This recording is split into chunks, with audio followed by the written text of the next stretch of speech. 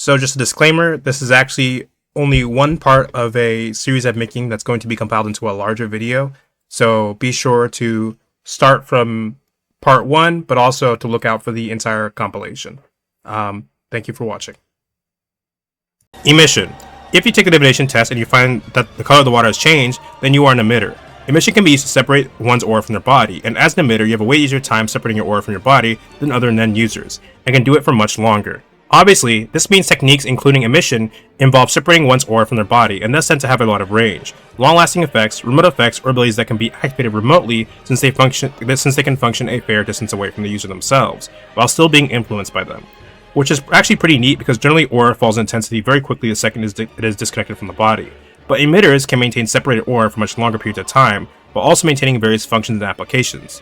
I should note that emission is specifically detaching aura from one's body, not just stretching or shaping it. So something like N wouldn't involve emission because you are not actually separating any aura from your body. Emission can also be combined with other Nen types to allow aura to persist away from the user for a lot longer and create more ranged abilities. We have seen emission used for a variety of purposes. The easiest to understand and most commonly seen by the audience is probably simple aura-based projectiles, be they destructive balls of aura like Razor's weird Nen balls, Brinklin's double machine gun, or a blast like Gon's Jajonkin paper, and Bisky's emission training. However, like with all Nen types, reducing emission to just the projectile Nen type that lets you shoot Kamehamehas and spirit guns is a very surface level reading. Liurio and Jing have used emission to extend the range of their attacks by allowing the aura to sort of transfer their blows to a more distant target. There's also people like Nob, Luini, and Volcante who all use forms of emission to teleport various things, while Terrabellum can use his damage, Sweet Home, to transfer damage to himself or other things. Touching things with his right hand as said thing is being attacked will cause damage to transfer to him, and if he's touching something with his left hand as he's attacked, the damage will transfer to said target, as seen in chapter 399. This is also an interesting example of seemingly more short-range emission abilities. In chapter 374, Kurapika states that emission and conjuration both excel at isolating and completely cutting off spaces. This is probably because conjurers can physically change the space or create a new one, while emitters can utilize teleportation to move people or potentially the space itself, making it impossible to enter normally. According to Nobunaga in chapter 398, while conjurers can create special areas with specific rules, teleportation leans too much into emission. In chapter 379, Fink states that spatial teleportation abilities require something called marking, a term that refers to how a Nen user cannot teleport to somewhere they've never actually visited. I assume this condition exists because emission is about separating aura from your body, but it still has limits to how far you can just lob raw aura. Thus, you need a way to get your aura into a certain area as a sort of waypoint or target. It might also have to do with how the mind works, and Nen locates areas as well as just bouncing for the story. We have also seen emission abilities that are capable of passing through solid objects as a way to sense information or just allow an ability to pass through it for the sake of an attack or reaching something within it or on the other side, such as with the technique Ging performs in 347. In the same chapter, Jing separates the aura from his body in a wave-like shape in order to detect things like an ultrasound. I imagine emission can be quite useful for detection, since you can separate it to use it as a detached, more distant form of N, or as a way to sense things your aura makes contact with as it disconnects from your body. Emitting aura also seems like it sometimes potentially leaves the user with less aura from themselves to draw on, as long as it is away from their body. The clearest example for this would be Razor getting a massive boost in aura and power after reabsorbing his 14 devils in chapter 166. While this could be a quirk or limitation of Razor's specific Nen ability, I think the assumption that separating a significant enough amount of aura from yourself for long periods of time leaves you with less aura to use does actually make intuitive sense as an assumption for some abilities. Emitters have a 100% affinity for emission, 80% affinity for manipulation and enhancement, 60% affinity for transmutation, 0% for specialization, and a 40% for conjuration. Bisky's level 1 emission training, as seen in chapter 148, involves a practitioner forming a small bubble at the tip of their index finger and maintaining it. Once they manage to do this for 1 minute, they must attempt to throw the bubble without having it dissipate before it reaches a certain target, such as a rock. Bisky states that how long the aura bubble can stay afloat is tied to the user's proficiency with 10. Bisky's level 5 version of emission training is called floating hand, or something like float palm depending on the translation. It is introduced as a level 2 training exercise, but Bisky reveals to Killua it's actually a level 5 exercise. In chapter 171, it involves a practitioner positioning themselves in a one-armed handstand. While doing this, they project their aura from their hand in an explosive burst, propel themselves into the air and keep them in it for a moment, which creates the appearance of floating for a bit. The goal is for the person doing the exercise to launch themselves a few dozen centimeters. Reaching this goal means one can move on to the next level, but if they do not meet this goal, they simply keep doing the exercise until they can't maintain the handstand. Someone who has mastered this exercise can knock an opponent back a considerable distance with an emission attack, and this exercise shows that emission can be used to propel yourself like a rocket if used properly. According to Hiso's personality test, emitters tend to be impatient, not detail-oriented, short-tempered, and quick to react violently. While they can resemble enhancers in their impulsivity, he notes that emitters tend to calm down and forget much more easily. Due to the nature of emission abilities, many Nen abilities created by emitters are long-ranged. According to Furrycop, the 10 of emitters is usually broader and will darken if the emitter attempts to shrink it. To me, at least, it sort of makes sense that emitters might tend towards an explosive personality, when emission is all about releasing the embodiment of emotions and life force and detaching it from your body. It could also be a reference to how aura normally fades quite rapidly after detaching from the body, but emission can be used to let the aura persist much longer while detached. So things that are ordinarily fleeting or temporary are much more exaggerated and persistent. I honestly couldn't give you a reason as to why emitters make the water change color during the divination test, other than Togashi needed a distinct new effect possibly. Maybe the color changing is supposed to represent emitted aura passing through the water, akin to some sort of wavelength of light or other particle. Maybe since emission has a connection to teleportation and spatial distortion, it represents some sort of distortion in the light with how it's moving through the water. The fact that the 10 of emitters usually takes up a larger area parallels how many emitters have long-range abilities, or separate their aura from their body. Okay, hello, Future Doug here. So earlier I mentioned how emission is specifically separating aura from your body, not just stretching it. And I wanted to clarify a little bit. So I think what's happening too with that misconception is people are assuming that emission is what makes something long range inherently, and that's not always true. For example, Machi's transmuted thread can actually stretch pretty far without emission, as we see in chapter 77, which uses this property to track Urogen along with Kurapika and company. So there are ways, for example, like for transmuters to have longer range attacks by stretching their aura. But obviously, emitters are usually going to be more conducive to long-range attacks because they can separate the aura from the body and control it from a distance. And as we mentioned earlier, manipulators can also have some considerable range. They can like give stuff commands and have it attack from a range. So it's important to consider that, because I think people just look at it and go, "Ooh, long-range move. That means emission." Not necessarily. I mean, usually, but not always is the point. And Terrabellum's ability is actually also, once again, a good range of a short-range emission ability. You can have short-range emission abilities, you can have long-range transmutation abilities. Obviously, it's just going to be way harder to do certain things, and there's going to be certain limitations. Like Machi cannot like detach her string and like move it from a distance. There's going to be a thread leading directly to her, because it has to be attached to her by a defeated aura. So I guess my point here is the how is pretty important, not whether just if it does A or B. It's like how is it functioning. Like, yes, there are certain things only specific Nen types can do, but that's because of how the Nen type works. For example, back to Emission and Conjuration, they both excel at cutting off spaces, but the difference between them is how they do that. It's not just like, oh, it's cutting off a space, so it's Emission. Oh, it's cutting off a space, so it's Conjuration. How is that happening? Like for emitters, they're messing with space itself. For conjurers, they're applying rules or just sealing it off, etc. Specialization, for real this time. Specialization is one of the most mysterious Nen types, not only because of how it can include things that fall outside the other Nen types, or even resemble and include other Nen types within said specialist ability, but also how it's handled within the story itself, even if there are some implications we can read into. There's some key stuff in Specialization that has yet to be stated directly in the story. If someone performs the water divination test and the effect is different from any of the other Nen types we've gone over so far, then it's the indicator that the test taker is a specialist. So if the water's level doesn't increase, change flavor, gain impurities, change color, or the leaf doesn't move, then it is the sign of a specialist. This means that each specialist can create results that are different from even other specialists. For example, when 4th Kakian Prince Saradnik performs the divination test in chapter 376, the water begins to boil and release a putrid scent. But when Kurapika took the water divination test in chapter 386, the water's color changed and the leaf on top of it begins to spin.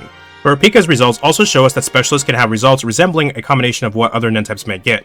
On its own, a leaf spinning in the water could easily be considered the leaf moving in some form. The color changing fits in line with the results of an emitter taking the test, but both happening at the same time seems to mark Kurapika as a specialist. I mentioned how the results of the divination test can tell us about the character's personality, but this seems to be extra true for specialists, since their abilities as a whole could be anything and, on an individual level, vary on a case-by-case basis. This is usually the part where I go over some of the other ways we've seen specialization in order to get across what it actually does. But the thing about specialization is it can be just about anything, and while specific specialists can have very distinct effects that are clearly apart from the other Nen cat types, some can have abilities that greatly resemble or incorporate other Nen types. In chapter 408, Morena, who is a specialist herself, says, quote, "Other types have limitations. For example, a transmuter will have a hard time learning a manipulation technique because it is on the other side of the Nen chart.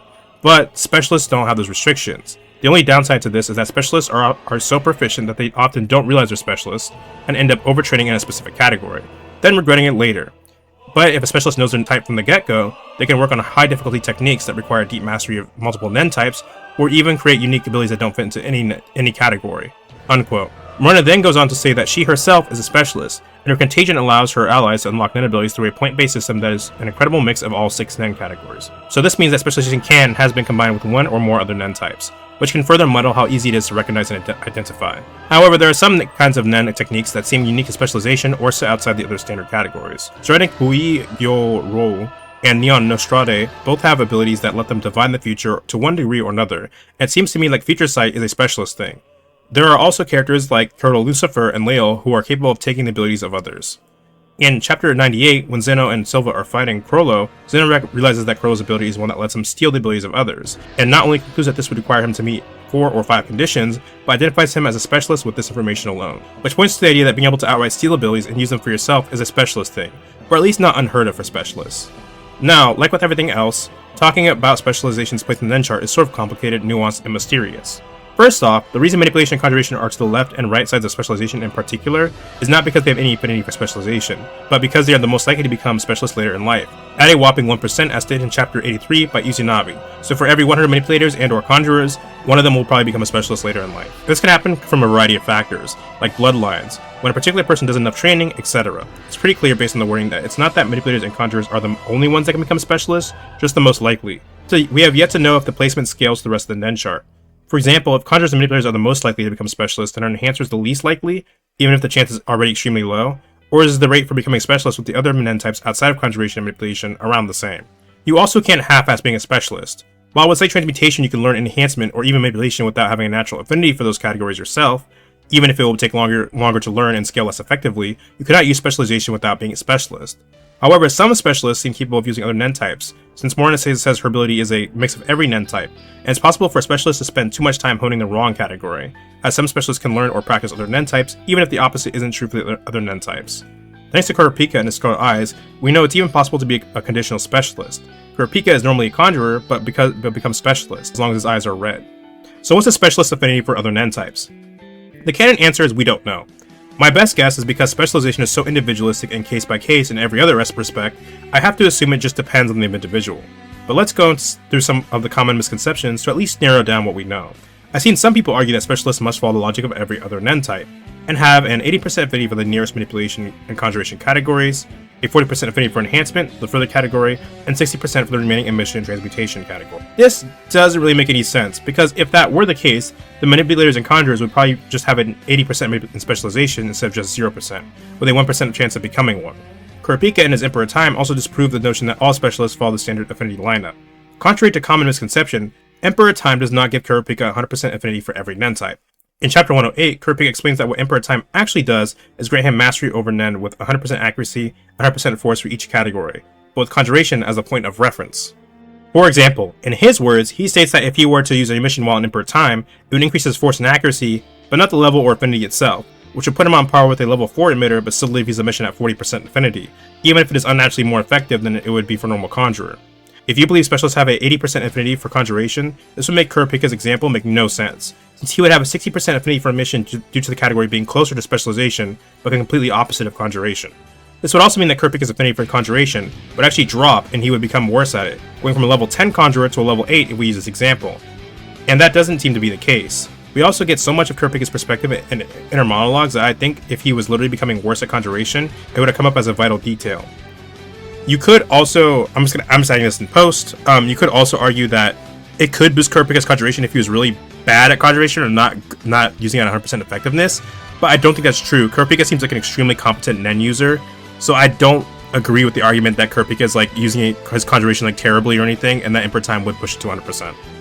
We also know that Emperor Time uses Kurapika's placement as a conjurer by default, so it's not like his affinity for any category outside of Transspecialization is changing, just his mastery, force, and accuracy of them. So to me, the most logical conclusion is that when Kurapika is in Emperor Time, he is a specialist that has 100% affinity in Specialization and Conjuration, 80% in Transmutation, 60% in Manipulation, and Enhancement with a 40% in Emission, all of which have a 100% force and accuracy within those percentages. I've also seen people argue that specialists must be like a sort of avatar or mistborn that can use every Nen type with 100% affinity, but as I've gone over, Kurapika actually disproves this because there are some limits with his affinities. So this leaves a couple possibilities. The first is what I suggested earlier. It's simply a case-by-case basis, and each specialist has a different affinity spread. This is also in line with Morena's point about specialists accidentally pouring too much time in the wrong Nen type. Since, if someone like Kurapika is implied to have 100% affinity in another type outside of specialization, or if a specialist could just have a really high affinity in another Nen category, then it might be easy to assume Kurapika is still just a really good conjurer, or for someone who hasn't taken the divination test, you just assume their type is something else. The other possibility could be that it just depends on how you become a specialist. It's possible that if you become a specialist later in life, after having already been another Nen type, your affinities may just stay where they are outside of specialization. But if you're a specialist from the start, you either have a more traditional affinity spread, or it varies from individual to individual. However, even with this point, the traditional affinity spread still doesn't make the most sense to me, because Chrollo and Liol seem to be able to steal other abilities no matter the Nen type once they meet the right conditions, without any decrease in effectiveness or issues. In fact, with Chrollo, Postmortem Nen can actually make some of his stolen abilities stronger. So either their abilities let them circumvent this Nen affinity factor anyway, or their affinity is sort of conditional, allows them to use any stolen abilities perfectly. There's also the chance that when it comes to specialization's flexibility, Morena is partially referring to Contagion. Contagion can grant the infected Nen abilities, but it does seem to have some restrictions. One potential one is that the ability matches the user's own Nen type, and so far, all the abilities we've seen granted by Contagion fall under one Nen type that is in line with the user's natural affinity. So what Morena could be getting at is granting a specialist an ability with Contagion when they don't already have one. It could allow her ability to circumvent some of these usual limitations that other targets have by using a specialist ability to access the other Nen types. This possibility is backed up by Morena saying that she will tell Borgson what kind of power she wants Borgson to obtain if she picks the right card in Chapter 408. So to summarize the affinity spread of specialists, canon answer: we don't know yet. We just straight up don't know. It's still up in the air. My answer: each individual specialist probably has their own affinity spread. Possible third answer: it depends on when and how you became a specialist. Fourth possibility is that the affinity specialists have in other categories is somehow variable. It's possible that these affinities can rise or drop depending on how much time a specialist sinks into each Nen type, or that they can otherwise somehow be allocated based on conscious and/or unconscious choices and habits. A specialist who is a conjurer, or normally or otherwise practices a lot of conjuration, might just end up with a higher affinity for conjuration than a specialist that doesn't. It would both explain why Kurapika's affinities remain the same, and what Morena is talking about, since a specialist could end up increasing their affinity with a particular Nen type, and just assume that they are said Nen type. It also explains why she wants to find specialists before they awaken to Nen, but she has more control in molding their abilities and affinities. The fifth possible answer has to do with how Morena's Contagion works, and the combination of Contagion and a specialist target can allow for a wider variety of techniques and possibilities. The fifth potential answer: Togashi's out to fuck with me in particular. We don't have any info on specialist-specific training. It makes sense, since each individual specialist can have wildly divergent abilities amongst one another, and their abilities aren't necessarily going to be restrained by some of the traditional category restrictions of Nen. So what you'd need to do to actually practice specialization outside of general Nen fundamentals would be something that literally depends on each individual specialist. And there would be no general rules of specialization to go by outside of maybe some general commonly recurring types of abilities, like ones that can take the abilities of others. The only thing it really seems like there is to go off of would be vibes, personality, mindset, instinct, and the specific results of the water divination test. According to Hiso's personality test, specialists tend to be both independent and charismatic. They don't usually say anything important about themselves and tend to refrain from making close friends, but they have a natural charisma that attracts others and always surrounds them with many people. There's definitely an emphasis on specialists as a sort of outlier with this diagnosis, someone who maybe can't fit in as well or open up as easily as other people, but this unique individuality attracts others and makes them stand out. This is reflected in how their abilities can be unique or one of a kind, and evenly seemingly bend or ignore certain rules of Nen. Something that is also portrayed in how each specialist can have a different result from the water divination test, and also have wildly different abilities that cannot just be learned by anyone. The fact that these abilities can't be merely copied by non-specialists could also point to the idea that specialists have unique mindsets or personalities that others could lack, and as such have different limitations.